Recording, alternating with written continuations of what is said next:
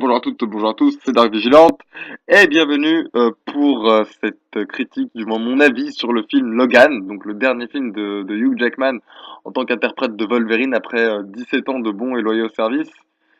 Du coup, c'est la fin d'une ère entre guillemets, la conclusion d'une ère. Donc du coup, Logan était sans doute l'un des films les plus attendus de super-héros de l'année 2017. Et vous le savez peut-être, les deux premiers films sur Logan, sur le mutant griffu des X-Men, qui sont Origins Wolverine et Wolverine le combat de l'immortel, étaient plus ou moins décevants, même si le X-Men Origins Wolverine était beaucoup plus mauvais que le combat de l'immortel, on va dire. Mais voilà quoi, ils étaient pas, c'était pas des réussites en gros, ni des réussites ni des succès.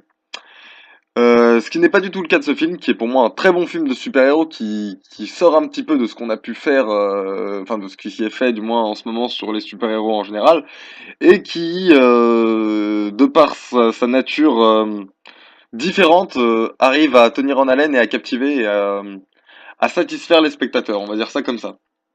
Mais même si c'est un très très très très bon film de héros, un très bon film X-Men, il n'est pas exempt de défauts, mais on parlera des défauts dans la partie un peu plus spoiler.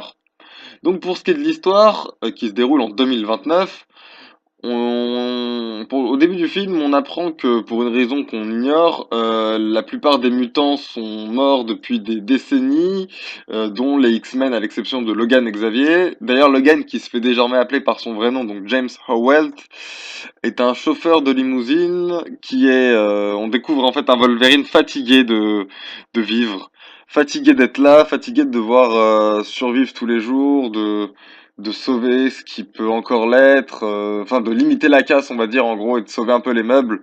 Il est fatigué de devoir se lever tous les jours pour essayer, comme je dis, pour vivre pour vivre en fait. C'est ça le truc.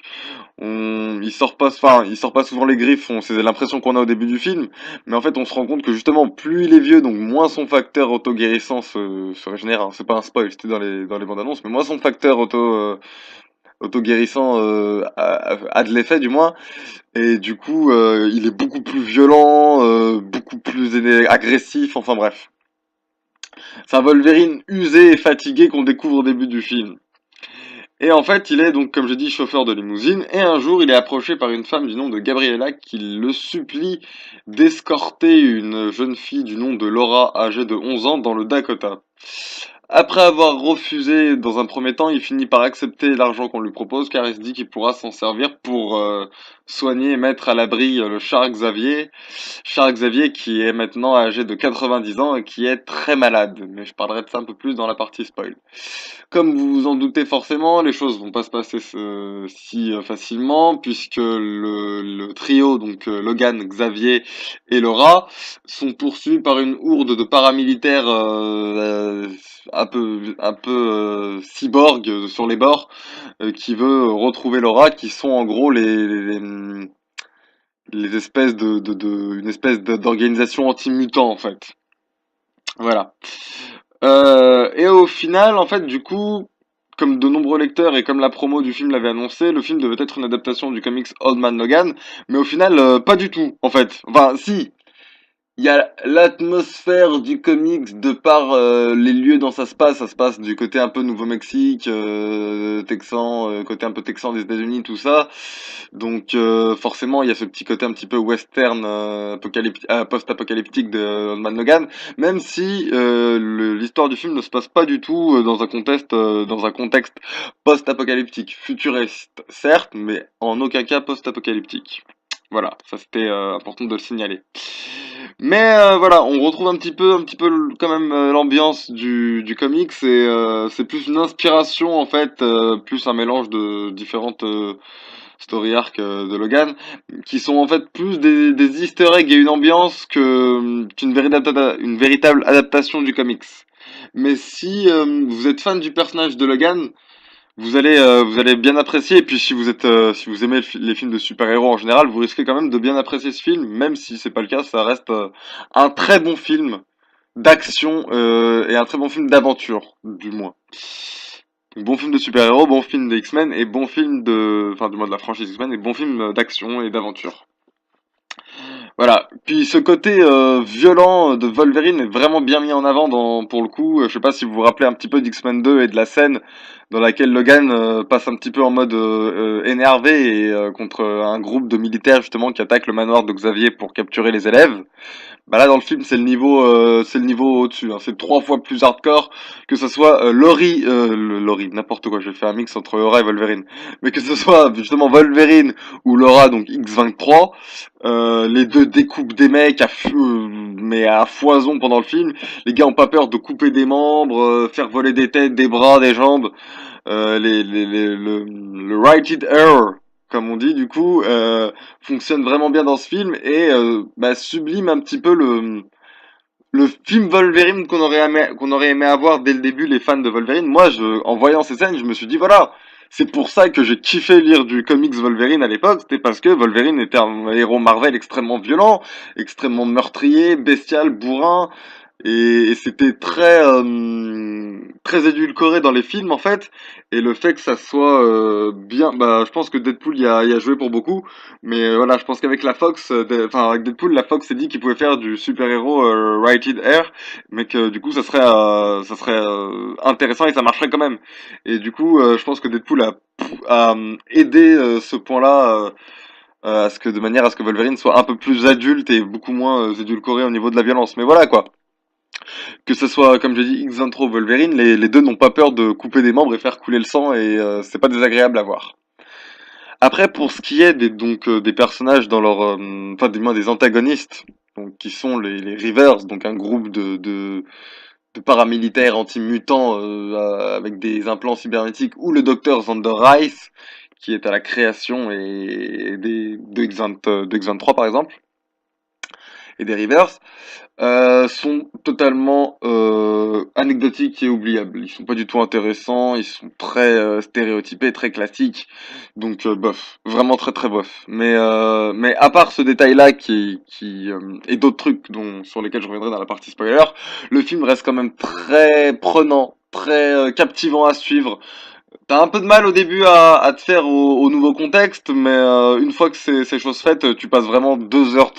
Le film dure 2 heures et quelques, mais tu passes vraiment 2 bonnes heures. Tu décolles pas tes yeux de l'écran et t'apprécies vraiment l'histoire qu'on te raconte, car elle est vraiment bien écrite en fait.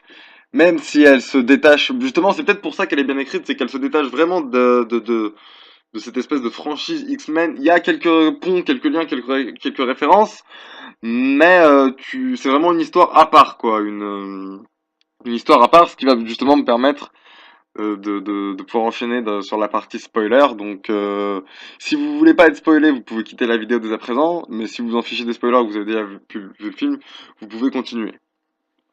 Donc, du coup, en fait, il y a 3 points qui m'ont fait tiquer. Premier point, c'est que en fait, on te dit que si les mutants, enfin du moins les X-Men ont disparu, c'est plus ou moins à cause de la vieillesse de Xavier. C'est qu'en fait, du fait de son jeune âge, 90 ans comme j'ai dit, il devient, il commence à avoir une espèce de dégénérescence cérébrale, ce qui fait que son facteur télépathe et télékinésiste lui provoque des crises qu'il ne contrôle pas et il peut tuer les personnes qui sont à portée.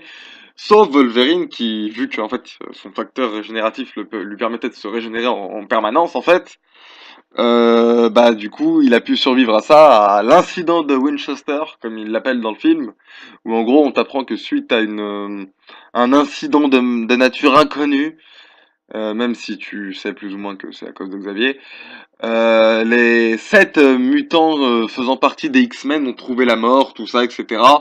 Donc la bande originale, je suppose, Cyclope, Jean Grey, Tornade, Diablo, tout ça.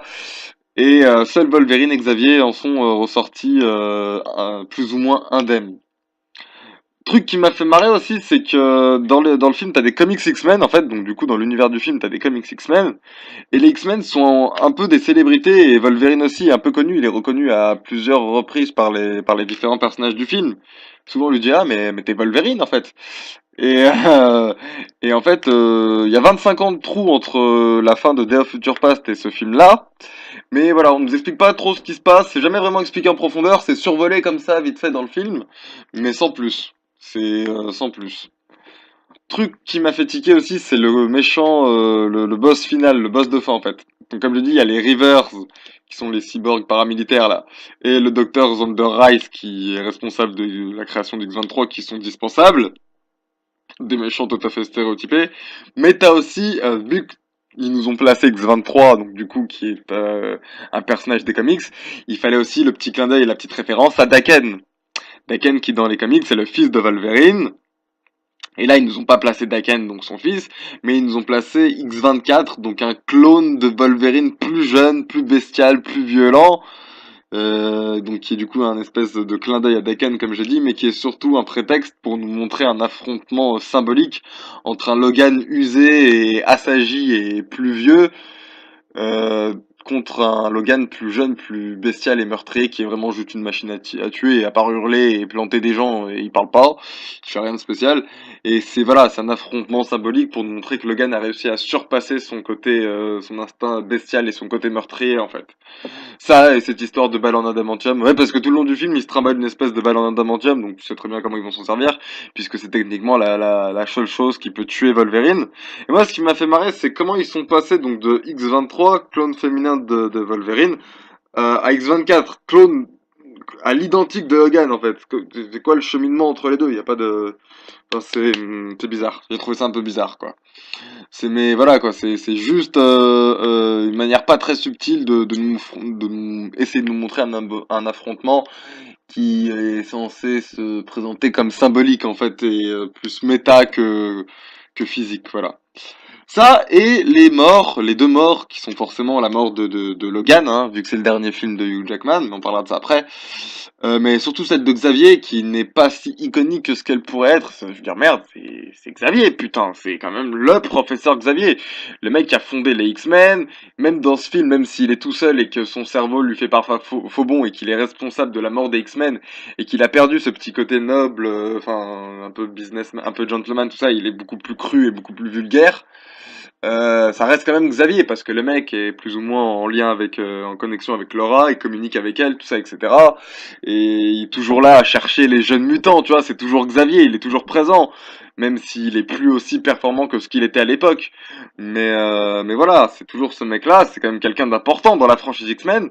Bah sa mort, je l'ai trouvé plate en fait. Si tu veux, il te fait un putain de speech, super beau discours, machin, etc. dédié à Wolverine. Sauf que quand il se retourne, tu te rends compte que c'est X-24, et il le bute, et j'ai trouvé ça un peu dommage. J'ai trouvé ça un peu dommage qu'il y a pas autant de... Bah voilà quoi, en gros il se fait planter, terminé, fin de l'histoire. C'est émouvant si tu veux, mais c'est pas aussi iconique et monumental que ça devrait l'être. De la même pour Wolverine au final. Donc les gamins. Bon, la scène de fin est classe, si tu veux, mais elle est pas non plus si iconique que ça, si tu veux. Donc il se bat contre X20, X24. Il est vraiment au plus mauvais point. Laura colle une balle en adamantium dans la tête de X24. Et tu te rends compte que ce Wolverine, suite à ses blessures, son facteur auto-guérissant n'est plus suffisant pour lui permettre de survivre à ses blessures et il meurt. Mais il meurt en héros, tu vois, genre il a sauvé X-23 et il lui dit en gros ne sois pas l'arme que qu'on veut faire de toi, sois ce que tu veux être au fond de toi et sois quelqu'un de bien, quoi. Fais quelque chose d'utile de ta vie, de tes pouvoirs et de tes habilités, quoi. C'est un peu ça, en gros. Et Laura, elle est vraiment là pour prendre la relève. C'est vraiment un passage de flambeau. Par contre, j'ai trouvé ça cool parce que du coup, les gamins enterrent Wolverine. Enfin, du coup, ouais, les gamins. T'as vu, si t'es lu là, t'es dans la partie spoiler, donc voilà. Dis pas que je t'aurais pas prévenu. Mais en gros, donc, Wolverine est enterré avec une espèce de croix fait en bois, là. Et Laura arrive, prend la croix, elle la tourne comme ça, et ça fait un X des X-Men, et elle la retourne comme ça, et t'as un espèce de zoom sur la tombe de Logan avec le X là, puis bim, fondu au noir, Logan. Et ça, c'était stylé. C'était très très très très très très très très très stylé. Voilà. Mais voilà, du coup, le film quand même, le personnage de Logan a vraiment droit à un bel hommage dans ce film. Plein de scènes qui font rêver, qui font vraiment vraiment rêver. Euh, c'est vraiment très, enfin, je veux dire, t'as des passages qui sont juste kiffants, genre le combat dans la forêt qui m'a fait vachement penser à X-Men 3 où tu vois toute la violence du personnage qu'incarne Wolverine, en fait, toute la violence dont il est capable de faire preuve. Enfin, je veux dire, ce film, Dans ce film, Wolverine aurait vraiment pu placer sa fameuse punchline je suis le meilleur dans ce que je fais et ce que je fais n'est pas joli à voir. Elle prend vraiment tout son sens avec l'aspect violent de ce film en fait qui n'est pas là juste pour faire de la violence et du fan service gratuit, qui sert vraiment le propos et le développement en fait du personnage de Logan tout au long de ce film, qui est vraiment très bon. Voilà. Donc pour résumer, je dirais que Logan est très réussi et maîtrisé de bout en bout, porté par un Hugh Jackman comme on ne l'avait jamais vu et qui s'implique vraiment dans ce film. Le film joue vraiment sur plusieurs tableaux, aussi bien de l'émotion que de l'action ultra violente et de l'aventure enfin de la science-fiction un peu super-héroïque comme on aurait aimé en voir depuis des années. C'est vraiment le film de Logan que tous les fans de Marvel auraient apprécié de voir. Du coup, vraiment très bon film Wolverine qui conclut à merveille cette franchise Wolverine au cinéma. Voilà. Donc c'est tout pour cette vidéo. Quant à moi, je vous donne rendez-vous bien la prochaine fois pour une prochaine vidéo. Comme d'habitude, n'oubliez pas de vous abonner à la chaîne et au Facebook et au Twitter de l'émission. Quant à moi, je vous donne rendez-vous la prochaine fois pour une prochaine vidéo. Salut à tous!